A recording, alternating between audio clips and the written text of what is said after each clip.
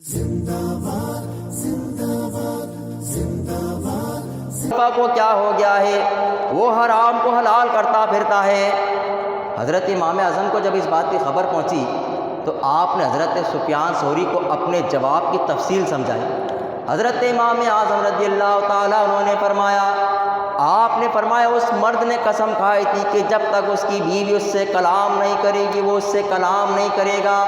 اس کے جواب میں اس کی بیوی نے قسم اٹھائی کہ وہ بھی اس سے اس وقت تک کلام نہیں کرے گی جب تک کہ وہ اس سے کلام نہیں کرے گا۔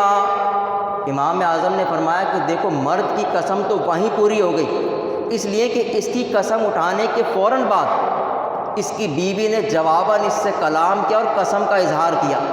تو فرماتے ہیں کہ جب اس کی بیوی نے اس سے کلام کر لیا تو اب اس مرد کا کلام کرنا، گفتگو کرنا اس کی بیوی کی گفتگو کرنے کے بعد ہو رہا ہے، لہٰذا نہ تو اس کی قسم ٹوٹے گی نہ اس کی قسم ٹوٹے گی اور نہ ہی ان کی طلاق واقع ہوگی۔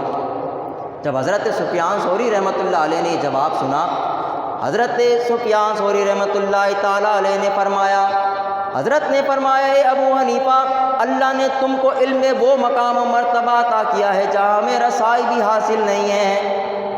تو یہ بڑی باریکی تھی جو امام اعظم کو سمجھ میں آ گئی کہ اس نے جو قسم اٹھائی ہے کہ جب تک بیوی کلام نہ کرے، تو بیوی نے تو جواباً اسی وقت کلام کر لیا۔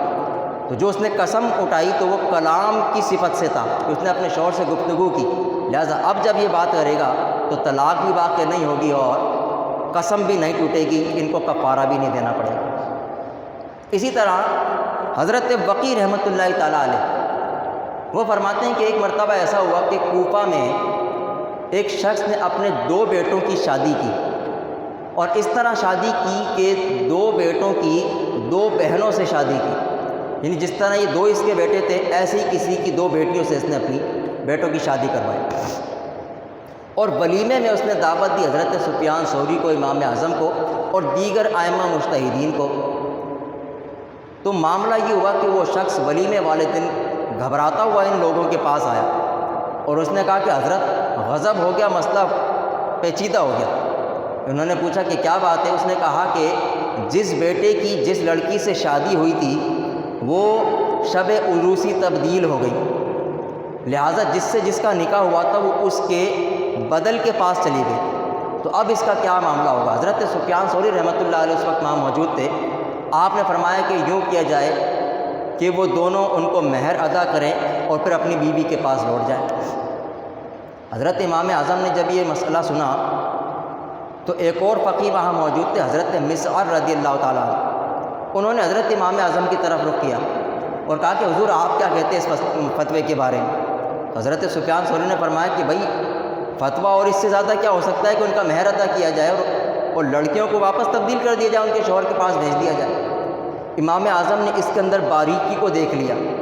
آپ نے ان چاروں کو ذلت اور رسوائی سے بچایا، اس لیے کہ اگر ان لڑکیوں کو واپس پھیرا جاتا ان کے اصل شوہر کی طرف تو یہ دونوں بھائی بھی ساری زندگی شرمندہ رہتے اور وہ دونوں بہنیں بھی ساری زندگی شرمندہ رہتی، یہ 4 جانیں ساری زندگی شرم ساری سے گزار دیتی۔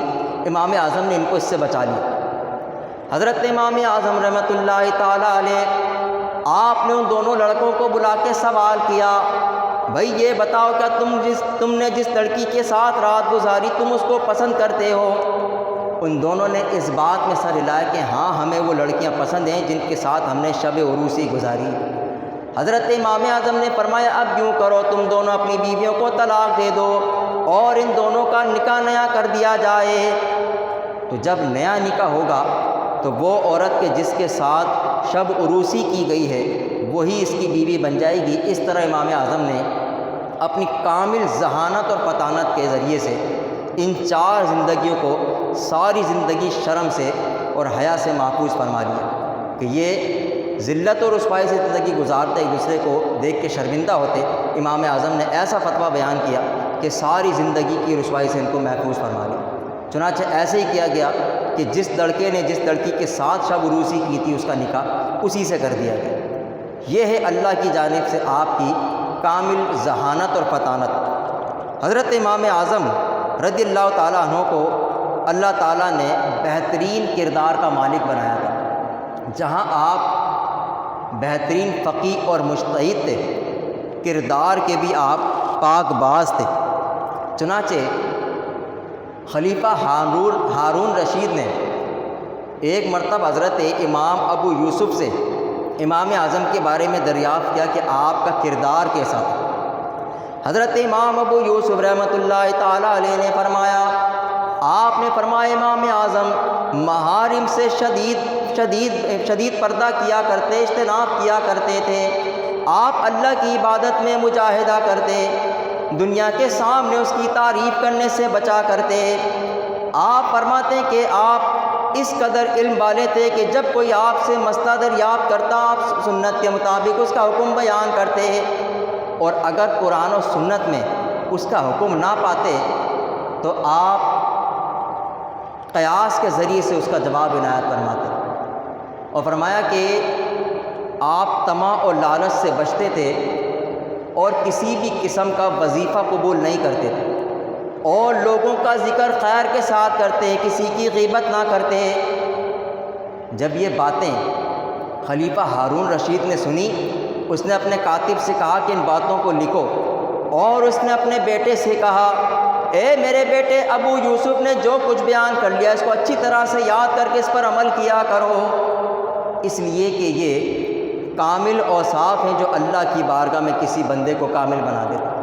تو امام اعظم اس طرح کے کامل کردار کے مالک تھے۔ حضرت امام اعظم رضی اللہ تعالیٰ عنہ، علماء نے لکھا کہ جب آپ کو کوئی چیز دی جاتی، جب آپ کسی کو کچھ عطا کرتے اور وہ آپ کا ممنون اور مشکور ہوتا، شکریہ ادا کرتا، تو آپ بڑے رنجیدہ ہوتے، ناراض ہوتے۔ آپ فرماتے، لوگوں شکریہ کا مستحق میں نہیں ہوں، بلکہ شکریہ کا مستحق تو وہ رب ذوالجلال ہے جس کی عطا کردہ نعمتیں میں نے تم کو دے دیے ہیں۔ تو جو کچھ رب نے مجھے عطا کیا، میں نے تو رب کا مال تم تک پہنچایا، تو اس کا شکریہ ادا کرو، میرا شکریہ ادا نہ کرو۔ حضرت امام ابو یوسف فرماتے ہیں کہ 20 سال امام اعظم نے میری اور میرے اہل خانہ کی کفالت فرمائی۔ آپ فرماتے ہیں